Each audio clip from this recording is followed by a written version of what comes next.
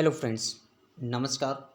स्वागत है आप सभी का आपके अपने यूट्यूब चैनल वर्मा 24 क्लासेस पर। और जैसा कि आप थंबनेल पर देख पा रहे हैं, आज हम पृथ्वी का वायुमंडल यानी एटमॉस्फेयर ऑफ द अर्थ उसको जानेंगे और ये जानेंगे कि पृथ्वी की जो ऊपरी परत है उसको क्या कहा जाता है, निचली परत को क्या कहा जाता है, वायुमंडल में कौन कौन सी गैसें पाई जाती हैं, किस गैस की अधिकता है, किस गैस को ग्रीन हाउस प्रभाव गैस कहा जाता है, कौन सी गैस को जीवनदायिनी गैस कहा जाता है, कौन सी जो वायुमंडल की परत है वो वायुयान उड़ाने के लिए सबसे महत्वपूर्ण है, कौन सी परत में मौसम संबंधी घटनाएं घटित होती हैं, उन सब पर हम बारी बारी से चर्चा करेंगे। तो चलिए शुरू करते हैं आज की अपनी वीडियो। पृथ्वी का वायुमंडल। ठीक है, किसी भी ग्रह, यहाँ पर ध्यान दीजिए, किसी भी ग्रह के चारों ओर गैसों के आवरण को वायुमंडल कहते हैं। पहला क्वेश्चन हमारा यहीं पर अराइज होता है कि वायुमंडल किसे कहते हैं। किसी भी ग्रह के चारों ओर गैसों का जो विशाल आवरण होता है उसी को हम वायुमंडल कहते हैं। पृथ्वी को जिस गैसीय आवरण ने ढक रखा है उसे पृथ्वी का वायुमंडल कहते हैं। यानी जो पृथ्वी को चारों ओर से घेरे हुए है गैसों का आवरण, उसको पृथ्वी का वायुमंडल कहते हैं। इसी वायुमंडल के कारण पृथ्वी पर जीवन संभव पाया जाता है। ये क्वेश्चन कई बार पूछा गया है कि पृथ्वी पर जीवन संभव क्यों है। क्योंकि पृथ्वी पर ऐसी परिस्थितियां पाई जाती हैं जो जीवन के अनुकूल हैं। पृथ्वी पर ऐसी गैसें पाई जाती हैं जो जीवन के लिए उपयोगी हैं। पृथ्वी पर जल पाया जाता है, पृथ्वी पर ऑक्सीजन पाई जाती है, ये सभी चीज़ें हैं। अब हम जान लेते हैं कि पृथ्वी के जो वायुमंडल है इसको दो भागों में बांटा जाता है। एक तरह से देखा जाए ऊपरी परत और निचली परत। जो वायुमंडल की ऊपरी परत है यानी वायुमंडल की जो सबसे ऊपरी परत है उसके अध्ययन को वायु विज्ञान कहा जाता है। वायु विज्ञान बोलते हैं, इंग्लिश में इसको एरोलॉजी बोलते हैं। इंग्लिश में एरोलॉजी बोलते हैं। वहीं पर यदि हम नीचे वाली जो परत है उसकी बात करें तो इसको ऋतु विज्ञान बोला जाता है। ऋतु विज्ञान को इंग्लिश में बोलते हैं मेटेरियोलॉजी, इसको मेटेरियोलॉजी कहते हैं। ये आपके विभिन्न प्रकार की जो वायुमंडल की जो परत हैं यानी प्रमुख, अगर जो वायुमंडल को हम एक माने तो उसको दो भागों में डिवाइड करके बीच से ऊपरी परत और निचली परत। ऊपरी परत को एरोलॉजी क्योंकि उसमें हल्की गैसें पाई जाती हैं और जो भारी गैसें हैं वो निचली परत में पाई जाती हैं और इसमें ऋतु संबंधी परिवर्तन होते हैं क्योंकि मौसम संबंधी घटनाएं जो हों वो निचली परतों में होती हैं। अब हम देख लेते हैं कि वायुमंडल में कौन कौन सी प्रमुख गैसें पाई जाती हैं। प्रमुख गैसों पर चर्चा कर रहे हैं हम। तो वायुमंडल में सबसे ज़्यादा आपकी नाइट्रोजन गैस पाई जाती है जिसकी मात्रा 78.8% है। वहीं पर दूसरे नंबर की बात करें तो आपकी ऑक्सीजन पाई जाती है। ऑक्सीजन की मात्रा कहीं कहीं पर आपको 21% देखने को मिल सकती है, लेकिन एक्चुअल जो इसकी है वो 20.95% है। और आर्गन जो कि तीसरे नंबर की महत्वपूर्ण गैस है ये 0.93% है। कार्बन डाइऑक्साइड जो कि ग्लोबल वार्मिंग गैस के नाम से भी जानी जाती है, ग्रीन हाउस इफेक्ट गैस के नाम से भी जानी जाती है, इसकी अल्प मात्रा, कम मात्रा होते हुए भी इस गैस ने वैश्विक भूतापन की यानी ग्लोबल वार्मिंग की जो सिचुएशन खड़ी कर रखी है उसकी मात्रा यदि देखें तो 0.03% है। देखिए, इतनी कम मात्रा होने पर भी इसने ग्लोबल वार्मिंग जैसे प्रभाव को जन्म दे रखा है। अन्य गैसें कौन सी हैं? जो जितनी भी बाकी गैसें रह गई, हीलियम है, नियॉन है, क्रिप्टॉन है, ये सारी गैसें, धूलकण वगैरह, ये कुल मिलाकर के आपके 0.04% पाई जाती हैं वायुमंडल के अंदर। तो ये पृथ्वी के जो परत हैं उनसे संबंधित अपनी चल रही है डिस्कशन। अब यदि हम देखें तो प्रमुख गैसें कौन कौन सी हैं तो नाइट्रोजन सबसे पहले। कौन सी अपनी? नाइट्रोजन। पृथ्वी के वायुमंडल में इस गैस की मात्रा सभी गैसों में सबसे अधिक है। अभी हमने देखा था इसकी मात्रा 78 पॉइंट कितनी बताई थी हमने? इसकी मात्रा आपको 78.8% के आसपास आपको बताई थी। इस गैस के बारे में कुछ विशेषताएं जान लेते हैं। ये गैस रंगहीन, स्वादहीन और गंधहीन होती है। न इसका कोई रंग होता है, न इसका कोई स्वाद होता है, टेस्ट होता है, और न ही इसमें कोई किसी प्रकार की स्मेल होती है। नाइट्रोजन पेड़ पौधों के लिए प्रोटीन का सबसे बड़ा स्रोत है। अब यहाँ पर क्वेश्चन अराइज होता है, क्या पेड़ पौधे वायुमंडल में जो नाइट्रोजन है इसको इसी रूप में लेते हैं? इस रूप में नहीं लेते। पेड़ पौधे इसको पानी के घोल के रूप में, इस गैस को जो घोल के रूप में जड़ों के माध्यम से ये जो है इसके अंदर पेड़ों में जाए जाते हैं। नाइट्रोजन जो है ये आग को तेजी से फैलने से रोकती है, यानी आग बुझाने वाली गैस कौन सी है? तो वो आपकी नाइट्रोजन गैस है, आग बुझाने वाली। नाइट्रोजन वायुमंडल या दाब का प्रमुख घटक है, यानी वायुमंडल में जो एयर प्रेशर होता है वायु, उसके अंदर सबसे प्रमुख कारण आपका नाइट्रोजन गैस पाई जाती है। अगली गैस ऑक्सीजन है। ऑक्सीजन के बारे में हमने जाना था कि इस गैस की मात्रा जो है ऑक्सीजन की वो 20.93% आपकी मात्रा है इसमें। ये गैस जीवनदायिनी गैस, हमने अभी जाना था कि प्रमुख गैसों के बारे में जानेंगे, इसमें जानेंगे कि जीवनदायिनी गैस कौन सी है। तो जीवनदायिनी गैस का जैसे ही आपका क्वेश्चन बनता है तो ऑक्सीजन गैस जो है वो जीवन के लिए। अभी कोरोना काल में आपने देखा था कि किस प्रकार से ऑक्सीजन की किल्लत की वजह से काफ़ी जो मरीज थे वो मर गए थे। ऑक्सीजन आग जलाने में सहायक होती है।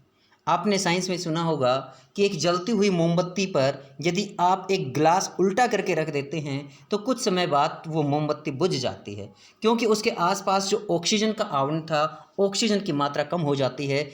ऑक्सीजन के अभाव में हम ईंधन को जला नहीं सकते। यही कारण था कि मोमबत्ती, जलती हुई मोमबत्ती पर यदि आप गिलास उल्टा करके रख देते हैं तो वो मोमबत्ती कुछ समय के बाद बुझ जाती है। तो ये ऊर्जा का मुख्य स्रोत है आपकी ऑक्सीजन। अब हम आगे देख लेते हैं अन्य गैसों को। नाइट्रोजन के बारे में हमने जान लिया, वायुमंडल की प्रमुख गैस है। ऑक्सीजन के बारे में जाना। आर्गन गैस वायुमंडल में तीसरे नंबर की गैस है। आर्गन गैस सर्वाधिक मात्रा में पाई जाने वाली तीसरी। आर्गन गैस का इस्तेमाल कहाँ कहाँ पर होता है? आपका विद्युत उपकरणों में इसका सबसे ज़्यादा इस्तेमाल होता है। विद्युत उपकरणों में जैसे बल्ब हो गया, ट्यूबलाइट हो गई, इनके अंदर आपकी जो गैस होती है वो आर्गन गैस होती है, यानी चमकने वाली गैस है। कार्बन डाइऑक्साइड जो कि आपके ग्रीन हाउस प्रभाव वाली गैस के नाम से भी जानी जाती है, ये गैस भारी है। भारी होने के कारण वायुमंडल की जो निचली परत है, क्या बोला था हमने इसको, क्या बोलते हैं हम इसको? ऋतु विज्ञान। क्या बोल दिया था हमने इसको ऋतु विज्ञान इसको बोला जाता है, यानी मौसम संबंधी घटनाएं इसके अंदर होती हैं। इसको इंग्लिश में मेटेरियोलॉजी बोला जाता है। ये भारी पाई जाती है, निचली परत में पाई जाएगी। पेड़ पौधों की जो श्वसन प्रक्रिया होती है, यानी पेड़ पौधे जिस प्रक्रिया, जो फोटोसिंथेसिस होता है, हरे पौधे जिसमें अपना भोजन का निर्माण करते हैं, उसमें ये कार्बन डाइऑक्साइड यूज की जाती है, प्रयोग में लाई जाती है, और ऑक्सीजन को ये रिलीज करते हैं, ऑक्सीजन को छोड़ते हैं। इस गैस को, कार्बन डाइऑक्साइड गैस को ग्रीन हाउस प्रभाव के लिए जाना जाता है। ये ग्रीन हाउस प्रभाव के लिए सबसे जिम्मेदार गैस मानी जाती है। ये क्वेश्चन बना था आपका, जो सीटेट एग्ज़ाम हुआ था उसमें पूछा गया था 2022 वाले में कि कार्बन डाइऑक्साइड ग्रीन हाउस प्रभाव वाली गैस कौन सी है? तो वो आपकी कार्बन डाइऑक्साइड गैस है। हाइड्रोजन की बात करें तो हाइड्रोजन वायुमंडल की सबसे हल्की गैसों में है। ये हाइड्रोजन गैस जो है जलने पर सबसे अधिक ऊर्जा देती है, इसलिए हाइड्रोजन गैस को भविष्य के ईंधन के रूप में देखा जा रहा है। यहाँ पर क्वेश्चन बनता है आपका कि भविष्य के ईंधन के रूप में कौन सी गैस को देखा जा रहा है? तो हाइड्रोजन गैस है, ये भविष्य के ईंधन के रूप में देखी जा रही है। और आपका जो सूर्य है, सूर्य भी हाइड्रोजन और हीलियम दो गैसों से मिलकर के बना है। इनकी संलयन अभिक्रिया के द्वारा ये आपका जो उत्सर्जन हो रहा है, जो सूर्य इतनी ऊष्मा दे पा रहा है, वो हाइड्रोजन और हीलियम की वजह से जो फ्यूजन होता है उसकी वजह से ये गैस, ये इतनी हीट जो है सूर्य दे पाता है। अब आगे देख लेते हैं हम वायुमंडल की संरचना क्या है, यानी वायुमंडल की प्रमुख परतें कौन कौन सी हैं उन पर चर्चा कर लेते हैं। तो वायुमंडल की प्रमुख 5 परतें हैं। क्षोभमंडल, क्षोभमंडल को इंग्लिश में आप ट्रोपोस्फियर बोलते हैं। समतापमंडल, समतापमंडल को स्ट्रेटोस्फियर बोला जाता है। मध्यमंडल मेसोस्फियर बोला जाता है। आयनमंडल, इसको आयनोस्फियर बोला जाता है। ये एल नहीं, ये आई है, ये आयनोस्फियर बोला जाता है। बाह्यमंडल, इसको एक्सोस्फियर बोला जाता है। बाह्यमंडल को क्या बोलते हैं हम? एक्सोस्फियर। तो आइए एक एक पर हम चर्चा करते हैं बारी बारी से। क्षोभमंडल में क्या कुछ पाया जाता है, तो यहाँ पर चर्चा करते हैं। देखिए, क्षोभमंडल, ट्रोपोस्फियर। क्षोभमंडल वायुमंडल की सबसे निचली परत है, यानी वायुमंडल को हमने 5 परतों के अंदर डिवाइड किया, 5 लेयर्स के अंदर डिवाइड किया, तो इसमें से सबसे निचली परत है जो कि आपके सरफेस के पास पाई जाती है उसको क्षोभ मंडल बोला जाता है। पृथ्वी से सतह पर यदि इसकी ऊंचाई की बात करें तो ये लगभग कहीं कहीं पर ये आपको 16 किलोमीटर, कहीं कहीं पर इसकी ऊंचाई आपको 13 किलोमीटर और यहाँ पर आपको 18 किलोमीटर बताई जा रही है। यानी आपका जो ऑप्शन होगा क्वेश्चन के अंदर वहाँ पर या तो आपको 16 मिलेगा या आपको 13 मिलेगा या 18। NCERT के अंदर ये आपको 13 दिया हुआ है, तो 13 किलोमीटर मान लेते हैं हम। ध्रुवों पर इस क्षोभ मंडल की जो ऊंचाई है वो 8 किलोमीटर होती है ध्रुवों पर। यानी आपका जो उत्तरी ध्रुव और जो दक्षिणी ध्रुव है यानी नॉर्थ पोल और जो साउथ पोल है वहाँ पर इसकी ऊंचाई 8 किलोमीटर और विषुवत रेखा पर इसकी ऊंचाई सबसे अधिक 18 किलोमीटर देखने को पाई जाती है। ये परत सबसे महत्वपूर्ण परत है क्योंकि मौसम संबंधी जितनी भी घटनाएं घटित होती हैं वो सारी क्षोभ मंडल में होती हैं, ट्रोपोस्फियर के अंदर होती हैं। जैसे बिजली का कड़कना, बादलों का बनना, आंधी का बनना, वर्षा का आना, इंद्रधनुष का बनना, ये सारी प्रक्रियाएं आपकी इसी क्षोभ मंडल के अंदर घटित होती हैं। क्षोभ मंडल में तापमान ऊंचाई के साथ घटता जाता है, ये सबसे महत्वपूर्ण बात है इसकी। यानी क्षोभ मंडल में प्रति 165 मीटर की ऊंचाई पर 1 डिग्री सेल्सियस तापमान है वो घट जाता है क्षोभ मंडल के अंदर। क्षोभ मंडल में 1 डिग्री, यानी हम बात करें 1 किलोमीटर पर, 1 किलोमीटर पर तापमान के अंदर 6 डिग्री और 400 मीटर यानी 6.4 डिग्री सेल्सियस तापमान जो है वो घट जाता है यदि 1 किलोमीटर की बात करें। 165 पर आपका 1 डिग्री सेल्सियस घटता है तो 1 किलोमीटर पर 6.4 डिग्री जो तापमान है वो आपका घट जाता है। इस मंडल को संवहन मंडल भी कहा जाता है। ये भी क्वेश्चन पूछा जा सकता है कि संवहन मंडल किस मंडल को कहा जाता है, तो संवहन मंडल आपका जो ट्रोपोस्फियर है, क्षोभ मंडल है, उसको बोला जाता है। आगे देखते हैं हम समताप मंडल। समताप मंडल जैसे कि नाम से ही पता है जहाँ पे तापमान समान बना रहता है। समताप मंडल का तापमान लगभग समान रहता है। समताप मंडल की धरती से ऊंचाई की बात करें तो कहीं कहीं पर जैसे कि हमने जाना था कि 16 मीटर, 13 मीटर, 18 मीटर, तो यहाँ से लेकर के ऊपर 50 किलोमीटर तक इसकी आपको क्या मिलेगी, ऊंचाई मिलती है। समताप मंडल में कोई भी मौसम संबंधी घटना नहीं घटित होती है। तापमान समान रहने तथा मौसम संबंधी जो घटनाएं हैं वो नहीं घटित होने के कारण इसको वायुयान उड़ाने के लिए सबसे उपयुक्त परत माना जाता है। तो यहाँ पर क्वेश्चन पूछा गया था एक बार कि वायुयान उड़ाने के लिए सबसे महत्वपूर्ण परत कौन सी है, तो आपकी समताप मंडल है। ओजोन परत इसी मंडल के अंदर पाई जाती है, समताप मंडल में स्थित है, जो कि सूर्य से आने वाली अल्ट्रावायलेट जो रेज होती हैं, पराबैंगनी जो किरणें होती हैं, उनको अवशोषित कर लेती है और हमें चर्म संबंधी जितने भी रोग होते हैं उनसे बचाती है।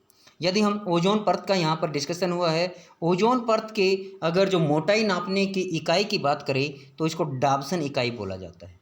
यानी डाबसन इकाई ये ओजोन परत की मोटाई को मापने वाली इकाई है, डाबसन इकाई। अगले मंडल पे चलते हैं। अगले मंडल को बोलते हैं आप मध्य मंडल, इंग्लिश में इसको मेसोस्फीयर बोलते हैं। मध्य मंडल एम से और मेसो से आप जान गए होंगे, जैसे मेसोलिथिक पीरियड आया था आपका, तो मध्य मंडल वायुमंडल की तीसरी परत आ गई।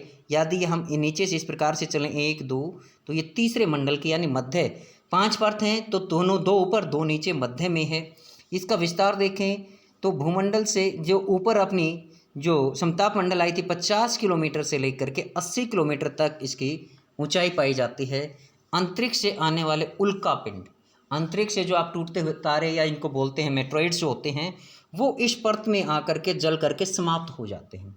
तो उल्कापिंड किस परत में आकर के उल्कापिंड समाप्त हो जाते हैं, तो वो आपका आता है मेसोस्फीयर, मध्य मंडल। अगली परत के बारे में जानते हैं आयन मंडल। ये सबसे महत्वपूर्ण परत है आपकी आयन मंडल, जिसको कि आयनोस्फीयर भी बोला जाता है।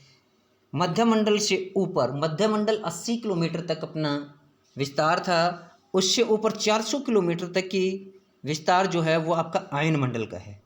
ये उपग्रह तंत्र से संबंधित महत्वपूर्ण मंडल है।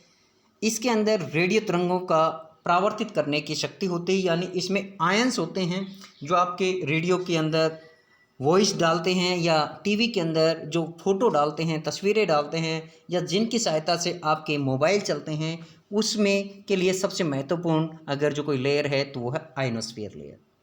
इसमें संचार उपग्रह से संबंधित जितने भी संचार उपग्रह हैं वो इसी मंडल के अंदर, आयन मंडल के अंदर स्थापित किए जाते हैं, ताकि वहाँ से आयन्स जो होते हैं कणों का जो है विश्लेषण हो सके और उनको परावर्तित किया जा सके। तो ये सबसे महत्वपूर्ण परत है आपके दूरदर्शन से संबंधित, सैटेलाइट से संबंधित, कम्युनिकेशन से संबंधित। आगे देखते हैं हम अंतिम जो बाह्य मंडल है, जिसको एक्सोस्फीयर भी बोला जाता है। क्या बोलते हैं इसको? एक्सोस्फीयर। सबसे ऊपरी परत है वायुमंडल की, इससे ऊपर कोई सीमा निर्धारित नहीं की गई है।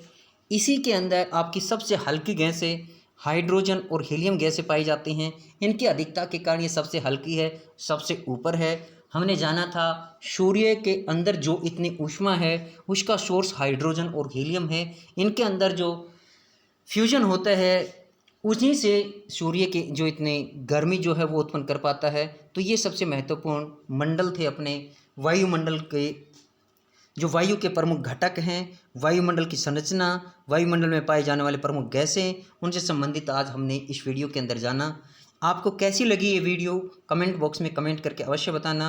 और जो भी साथी चैनल पर नए हैं वो चैनल को सब्सक्राइब करें, ताकि समय पर आपको ऐसे महत्वपूर्ण जो टॉपिक से संबंधित जो वीडियो है वो मिल सके। आज के लिए वीडियो में इतना ही। Thank you. Have a nice day.